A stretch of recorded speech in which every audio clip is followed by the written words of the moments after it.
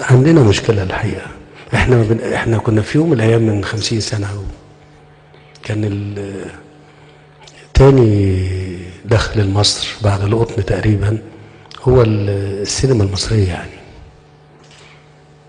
كانت اللهجة بتاعتنا معروفة في كل الدول عشان الفن المصري.